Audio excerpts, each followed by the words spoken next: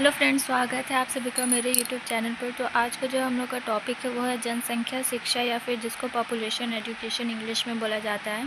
तो इसमें इससे रिलेटेड जो क्वेश्चन आता है वो इस तरीक़ा का आता है कि जनसंख्या शिक्षा से आप क्या समझते हैं, इसके उद्देश्य एवं विषय सामग्री का उल्लेख कीजिए। या हो सकता है कि इसको थोड़ा सा ट्विस्ट करके भी दे, ठीक है, कि जनसंख्या शिक्षा क्या है और उसके अंदर किस किस का अध्ययन किया जाता है, इस तरीक़ा से कुछ दे सकता है, ठीक है। तो चलिए स्टार्ट करते हैं। विश्व में दो तरह के देश है, एक जहाँ की जनसंख्या की वृद्धि दर लगभग स्थिर है या जहाँ जनसंख्या ह्रास की प्रवृत्ति देखी जा रही है। दूसरे वैसे देश है जहाँ जनाधिक्य है, जनसंख्या विस्फोट की स्थिति में है। दोनों ही प्रकार के देशों में जनसंख्या के गुणात्मक तथा परिणात्मक पहलुओं में सुधार लाने के दृष्टिकोण से जनसंख्या शिक्षा आवश्यक है। जनसंख्या शिक्षा का संबंध तो जीवन के समग्र विकास कार्यक्रम से है। इसका उद्देश्य मानव समृद्धि तथा कल्याण से है, ठीक है। तो दुनिया में जितने भी जनसंख्या को बांटा गया उसको दो तरीक़ा से बांटा गया है। एक देश ऐसा बांटा गया है जहाँ पे देखा गया कि जनसंख्या में धीरे धीरे कमी आते जा रहा है, ठीक है, और दूसरा ऐसा उसको बांटा गया है कि जनसंख्या में धीरे धीरे वृद्धि हो रहा है, ठीक है। तो ये दो स्थिति में इसको बांटा गया है और जनसंख्या का अध्ययन करना इसलिए ज़रूरी माना गया है, यानी कि जनसंख्या का अध्ययन या जनसंख्या से रिलेटेड जो भी शिक्षा है उसका अध्ययन करना इसलिए आवश्यक माना गया है क्योंकि यह जीवन के समग्र विकास कार्यक्रम, ठीक है, जो मतलब अगर हम लोग पॉपुलेशन का अगर हम लोग सही पता लगाते हैं कि कहाँ पॉपुलेशन कितना है, किस देश में कितना स्त्री हैं, कितना पुरुषों की संख्या, कितने बच्चों की संख्या है, कितने बूढ़ों की संख्या है, तो उसी के हिसाब से जो नीति बनाई जाती है, ठीक है, जनसंख्या से रिलेटेड जो भी नीतियाँ बनाई जाती है या फिर विकास के जो कार्यक्रम बनाए जाते हैं, जैसे कितने स्कूल बनेंगे या फिर रास्तों का निर्माण होगा या फिर वृद्धा पेंशन कितना मिलेगा, तो सारा चीज़ ये क्या है, पॉपुलेशन से रिलेटेड ही है, ठीक है। तो इसीलिए इसका उद्देश्य क्या होता है, मानव समृद्धि तथा कल्याण से। इसीलिए जनसंख्या शिक्षा का जो उद्देश्य होता है, ऑब्जेक्टिव क्या होता है उसका, मानव का कल्याण हो, इससे रिलेटेड होता है, ठीक है। जनसंख्या शिक्षा की परिभाषा विभिन्न विद्वानों द्वारा दी गई है, जिनमें कुछ परिभाषाएं निम्नलिखित है। विडरमैन के अनुसार जनसंख्या शिक्षा को एक ऐसी प्रक्रिया के रूप में परिभाषित किया जा सकता है जिसके द्वारा विद्यार्थी जनसंख्या प्रक्रिया की प्रवृत्ति एवं अर्थ, जनसंख्या की विशेषताओं, जनसंख्या परिवर्तन के कारण एवं परिणाम तथा परिवर्तनों का अपने परिवार, अपने समाज तथा विश्व पर पड़ने वाले प्रभावों के बारे में ज्ञान प्राप्त करना है। तो विडरमैन ने अपने अनुसार जनसंख्या शिक्षा की परिभाषा को देते हुए यह बताया है कि जनसंख्या की प्रक्रिया क्या है, मतलब जनसंख्या कैसे बढ़ती है, कैसे घटती है, वो उसका प्रवृत्ति के अंतर्गत आएगा, ठीक है। तो और वो जनसंख्या के विशेषताओं के अंतर्गत भी आएगा कि उसका विशेषता क्या क्या हो सकता है। अगर जनसंख्या बढ़ेगी तो क्या क्या विशेषता होगा, जनसंख्या घटेगी तो क्या क्या विशेषता होगा, है ना। जनसंख्या परिवर्तन के क्या क्या कारण हो सकते हैं और अगर जनसंख्या में परिवर्तन हो रहा है तो उसका क्या क्या परिणाम हो सकते हैं, और उस परिणाम का जो भी अपने परिवार या समाज पर क्या क्या प्रभाव पड़ रहा है, तो ये सब का ज्ञान प्राप्त करना को ही विडरमैन ने जनसंख्या शिक्षा के अंतर्गत उसको रखा है, ठीक है। गोपाल राव के अनुसार जनसंख्या शिक्षा एक शैक्षणिक प्रक्रिया है जिसके द्वारा जनसंख्या के प्रश्नों का अभ्यास संभव होता है। तीव्र गति से होने वाली जनसंख्या वृद्धि से उत्पन्न होने वाली समस्याओं के प्रति विद्यार्थियों को विचारपूर्वक निर्णय लेने में यह शिक्षा सहायक होती है, ठीक है। तो गोपाल राव का क्या कहना है कि जनसंख्या शिक्षा क्या है, एक शैक्षणिक प्रक्रिया है, ठीक है। शैक्षणिक मतलब सीखने की जो प्रक्रिया होती है वो है, उसमें उसके जनसंख्या क्यों बढ़ रही है, क्यों घट रही है, उससे होने वाले जो परिणाम है, ठीक है, ये सब का जनसंख्या शिक्षा के अंतर्गत अध्ययन किया जाता है और इन समस्याओं का हल उसमें पाया जाता है कि अगर जनसंख्या वृद्धि हो रही है तो उससे क्या क्या समस्याएँ उत्पन्न हो सकती है, यह सब, और उसके क्या परिणाम हो सकते हैं, ठीक है, यह सब शिक्षा में सहायक होती है। निर्णय विचारपूर्ण अगर कोई निर्णय ले रहे तो उसमें सहायक होती है जनसंख्या शिक्षा, ऐसा गोपाल राव का मानना है, ठीक है। अब हम लोग देखेंगे जनसंख्या शिक्षा से होने वाले लाभ क्या क्या हैं, ठीक है। तो जनसंख्या शिक्षा से होने वाले लाभ निम्नलिखित है।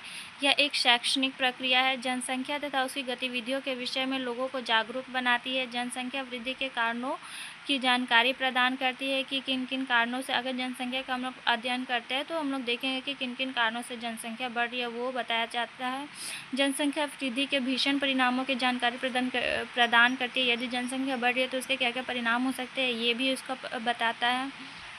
जनसंख्या वृद्धि का जीवन स्तर पर पड़ने वाले प्रभावों की व्याख्या करते हैं कि उसका जीवन स्तर पर क्या प्रभाव पड़ेगा। लोगों को परिवार एवं संतान के विषय में विवेकपूर्ण निर्णय लेने योग्य बनाती है कि कैसे उन लोग को हम दो हमारे दो की नीति को अपनाना है, ये बताती है। जनसंख्या शिक्षा का उद्देश्य जन्म दर कम करना है, ठीक है। जनसंख्या शिक्षा का मतलब होता है कि लोगों को अवेयरनेस करना है कि वो लोग हम दो हमारे दो की नीति को अपनाएं, ठीक है। जनसंख्या शिक्षा मानव के सर्वांगीण विकास से संबंधित है, यह यौन शिक्षा से भिन्न है, यह जनसंख्या नीति के निर्माण में सहायक है, ठीक है। तो ये सारे इसकी लाभ हैं। जनसंख्या शिक्षा का उद्देश्य मानव समृद्धि तथा कल्याण है। इसका उद्देश्य बहुत ही व्यापक है। वर्ष 1969 ईस्वी में जनसंख्या शिक्षा पर एक परिसंवाद बम्बई में आयोजित हुआ था, जिसमें जनसंख्या शिक्षा के उद्देश्यों की चर्चा की गई थी। इंडोनेशिया के जनसंख्या विशेषज्ञ टोक्रो विरोना ने भी जनसंख्या शिक्षा के उद्देश्यों का उल्लेख किया है। अतः जनसंख्या शिक्षा के उद्देश्य निम्नलिखित है, ठीक है।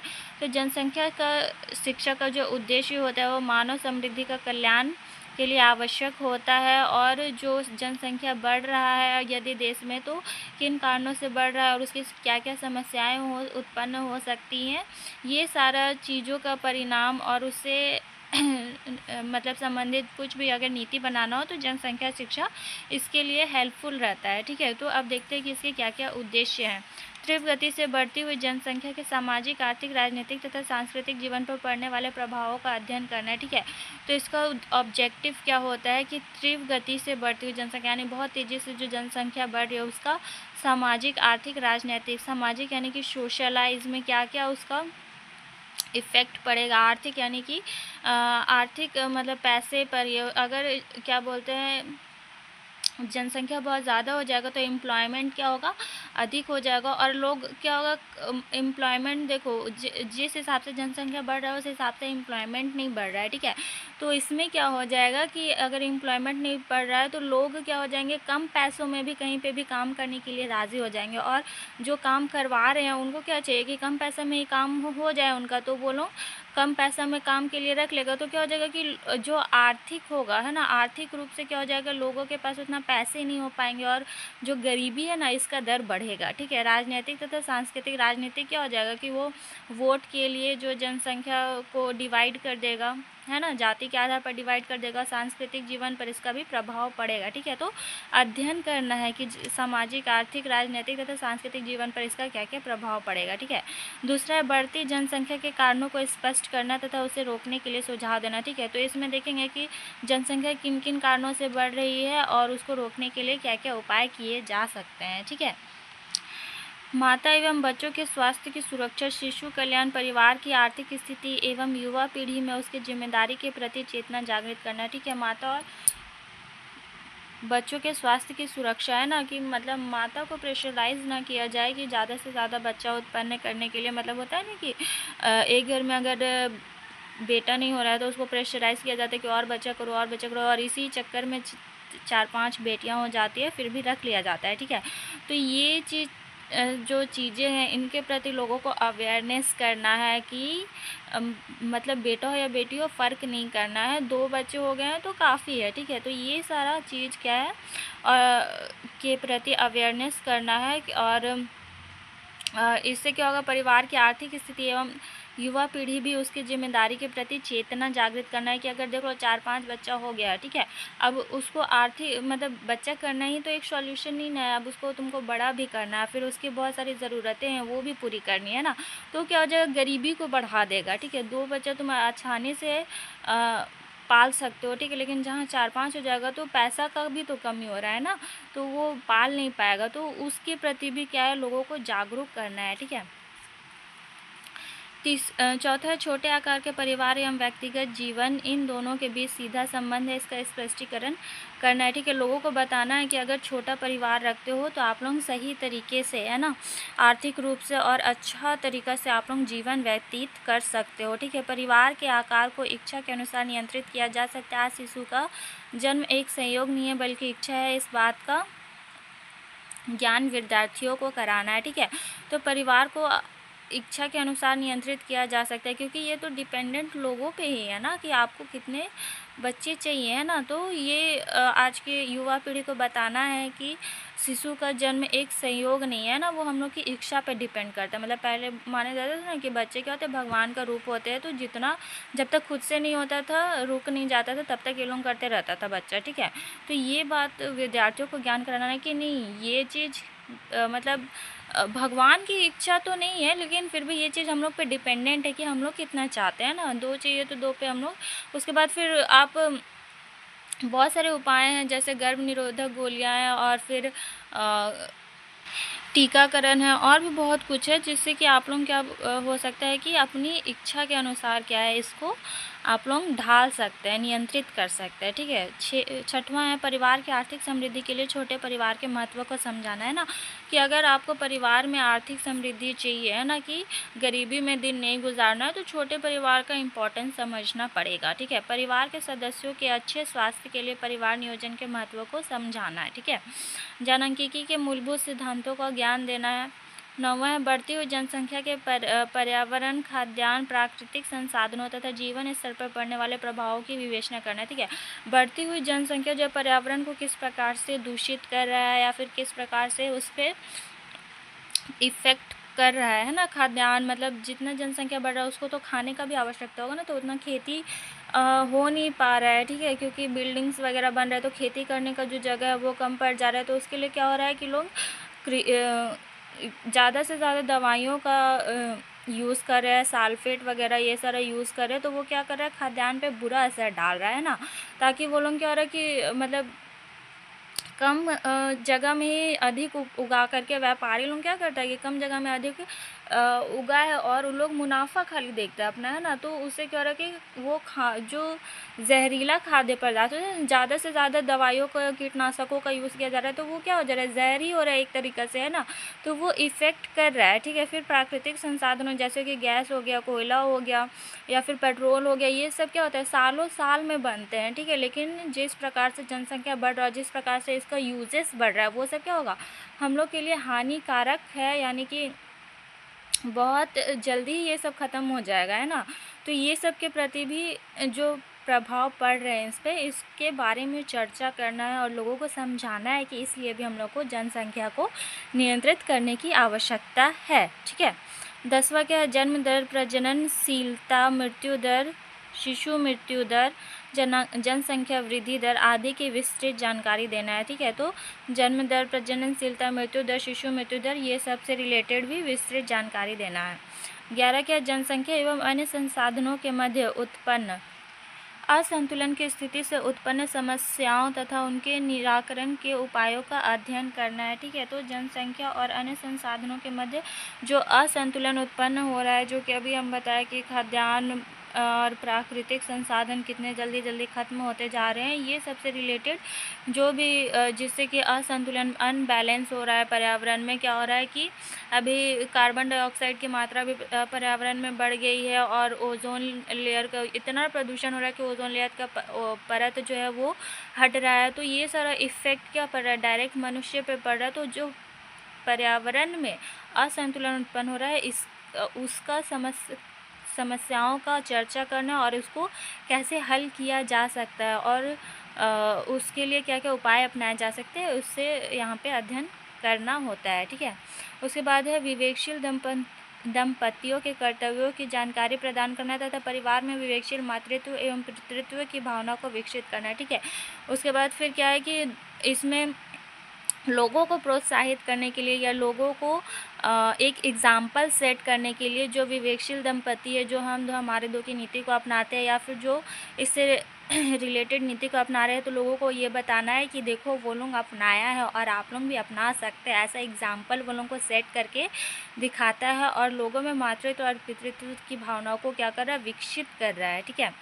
पति पत्नी के कोमल संबंधों तथा समाज में इस संबंध की मान्यता को उच्च स्तर पर बनाए रखने की आवश्यकता के प्रति ध्यान आकृष्ट करना है। वही होगा कि एग्जाम्पल सेट करके लोगों को बताना है कि कैसे वो लोग किया है तो हम लोग भी कर सकते हैं बोल करके, ठीक है। उसके बाद है देश की जनसंख्या नीति को सफल बनाना है। देश की जो जनसंख्या नीति बनाई गई थी उसको क्या है, सफल बनाना है, कि हाँ सरकार जो लागू किया, ऐसा नहीं हो कि सिर्फ कागज़ पे ही लागू कर दिया गया है कि हाँ ये नीति करना है और ये पॉलिसी बनाया गया है तो इसको लागू करना है, लेकिन रियल लाइफ में कुछ ऐसा नहीं हो रहा है, तो उसको भी अकॉर्डिंग अपने में उतारना है और उस नीति को सफल बनाना है। ठीक है, जनसंख्या शिक्षा के विषय क्षेत्र के संबंध में विद्वानों के मतभेद है। इसका मुख्य कारण जनसंख्या शिक्षा का एक नया विषय होना है। हॉसर ने अपनी पुस्तक population gap in the curriculum में जनसंख्या शिक्षा क्षेत्र में निम्नलिखित विषयों को रखने की बात की है। ठीक है, तो बहुत सारी चीज़ें हैं जो हर एक विद्वान का क्या है, अलग अलग विचारधारा होता है, अलग अलग अपना अपना ओपिनियन होता है, तो उसमें मतभेद हो जाता है। ठीक है, तो हॉशर ने बोला है कि कुछ चीज़ें हैं जो इनको भी इंक्लूड किया जाना चाहिए। ठीक है, जनसंख्या रिलेटेड शिक्षा में क्या है, जनसंख्या वृद्धि का इतिहास, जनसंख्या वृद्धि की प्रवृत्ति, जैविक तथा जातीय ज्ञान, जनसंख्या समायोजन, जनसंख्या का आर्थिक सामाजिक तथा राजनीतिक तथ्यों के संदर्भ में ज्ञान, जनसंख्या का वितरण, जनसंख्या अनुसंधान की पद्धतियाँ।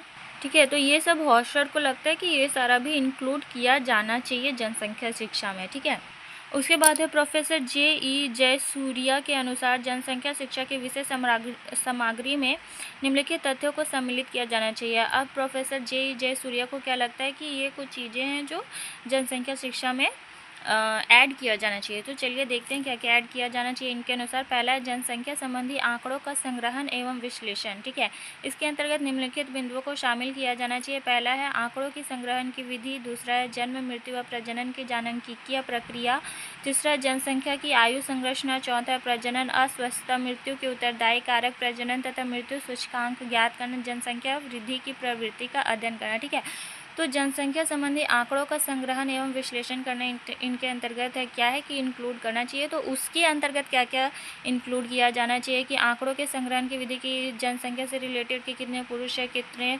स्त्रियां, कितने बच्चे हैं, बूढ़े हैं, ये सारा। फिर जन्म दर, मृत्यु दर व प्रजनन की जानकी की प्रक्रिया की, जन्म दर कितना है, मृत्यु दर कितना है, प्रजनन की क्या क्या प्रक्रिया है वो सबको। ठीक है, फिर जनसंख्या की आयु संरचना में 0 से 14 वर्ष होता है, फिर 14 से 21 वर्ष, फिर 21 से 50 वर्ष, फिर 60 से वही 100 या 80 कुछ वर्ष का होता है, तो उसको आयु संरचना में डिवाइड करना है। ठीक है, उसके लिए क्या है, जनसंख्या पिरामिड जो होता है ना, उससे रिलेटेड इसमें आयु संरचना में उससे रिलेटेड क्या होता है कि अध्ययन किया जाता है। ठीक है, उसके बाद फिर प्रजनन अस्वस्थता, मृत्यु के उत्तरदायी कारक। फिर इसमें देखना है कि प्रजनन जो हो रहा है तो कितने बच्चे, जीवित बच्चे जन्म ले रहे, कितने मृत्यु बच्चे जन्म ले रहे हैं। फिर अस्वस्थता, यदि अगर बूढ़े हैं तो उनके अस्वस्थता के क्या क्या कारण है और किन कारणों से उनकी मृत्यु हो रही है, ये सब देखना है। फिर प्रजनन तथा मृत्यु सूचकांक ज्ञात करना है कि कितना का मृत्यु हुआ, कितना का जन्म हुआ, कितना का मृत्यु हुआ वो। फिर जनसंख्या वृद्धि की प्रवृत्ति का अध्ययन करना है कि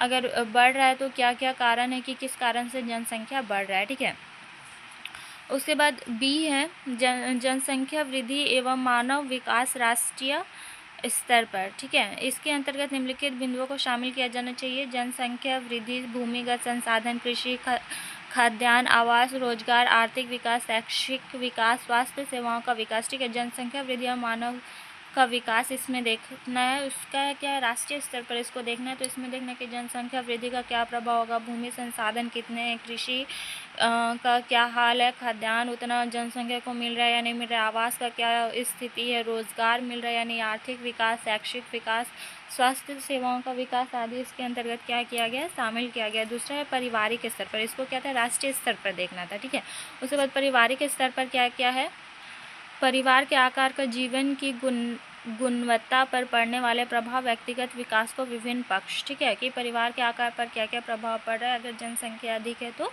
और व्यक्तिगत विकास के विभिन्न पक्ष। ठीक है, उसके बाद सी नंबर है नगरीकरण की समस्याएं है ना, नगरीकरण में क्या क्या समस्या उत्पन्न हो रहा है, मनुष्य की कामुकता के शारीरिक एवं सामाजिक पक्षों का अध्ययन करना है कि मनुष्य क्यों नहीं अपने आप को नियंत्रित कर पा रहा है और नियंत्रित उसको कैसे किया जा सकता है ताकि जनसंख्या को कंट्रोल किया जा सके। ठीक है, उसके बाद क्या है, जनसंख्या नियोजन है। Professor JE. जयसूर्या द्वारा वर्णित जनसंख्या शिक्षा का क्षेत्र एवं विषय वस्तु बहुत ही व्यापक है। इन समस्त तथ्यों का अध्ययन जनसंख्या शिक्षा के अंतर्गत होना चाहिए। ठीक है, तो प्रोफेसर जो जे.ई. जयसूर्या जो भी अपना पक्ष रखा कि यहाँ इन टॉपिक को इसके अंतर्गत इंक्लूड करना चाहिए, तो लोगों को लगता है मतलब, और सभी का भी मत है कि इसको उसके अंतर्गत जनसंख्या शिक्षा के अंतर्गत इंक्लूड किया जाना चाहिए क्योंकि ये बहुत ज़्यादा व्यवहारिक लगते हैं। ठीक है, तो आज का टॉपिक यहीं पे ख़त्म होता है। आशा करती हूँ कि आपको ये वीडियो पसंद आए। वीडियो पसंद आए तो लाइक, शेयर एंड सब्सक्राइब ज़रूर करें, और मिलते हैं नेक्स्ट वीडियो में नेक्स्ट टॉपिक के साथ। Thanks for watching.